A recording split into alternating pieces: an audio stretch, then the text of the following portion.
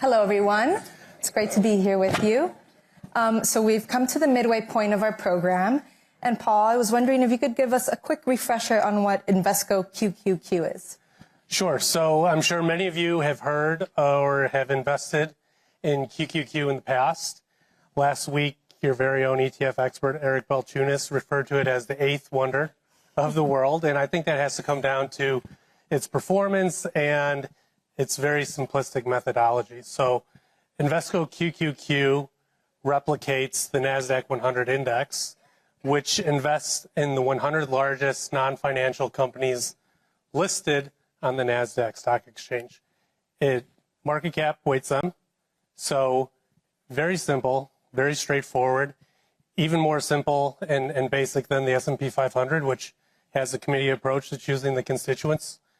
And really what we've seen through the years is that a lot of innovative companies have made their way into the NASDAQ 100 and therefore into QQQ, and really has become a coveted ETF to be a constituent in. Yep. And simple is good. Innovation and performance, you made that connection. Tell us a little bit more. Sure. So I definitely think there is a connection between a company's ability to innovate and the performance of their stock. And as Jeff alluded to, even a company in the beverage industry needs to be innovative in order to stay relevant. You know, within our world, though, we try to quantify that innovation. And the primary way that we do that is through research and development spending. And what we've seen through the years is that your average NASDAQ 100 company is spending about $15 billion a year on research and development.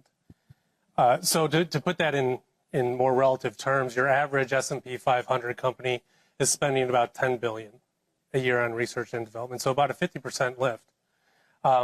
What I find extremely interesting, though, is that if you take out those NASDAQ 100 companies from the S&P 500, that number drops down to only $1.5 billion.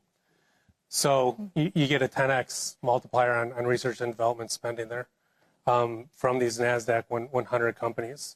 So I think what you see really from that connection, though, is that as companies spend more on research and development, as they innovate, you know, through the years, it's able to position them in a better place. What we've also seen, though, is that this research and development spend has led to stronger fundamental growth. And we all know that fundamentals is what drives price at the end of the day. So we've seen earnings, dividend growth, along with revenue growth, outpace that of the S&P 500 and the Russell 1000 growth. And you know, we've seen the strong performance that translate into strong performance within QQQ throughout the years. It sounds like then there's really a culture of innovation in QQQ companies. Is that fair to say? I definitely would say so. I think another way to look at it is that the companies within QQQ have a pedigree of innovating.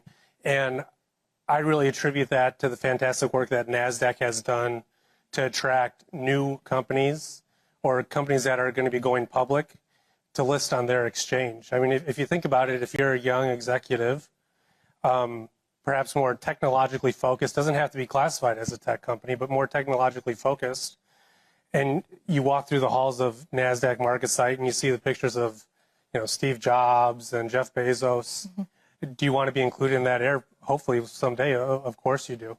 Yeah. So there definitely is a culture of innovation that, you know, really has been fostered through the research and development spending, along with the fantastic patent activity that we've seen from these companies.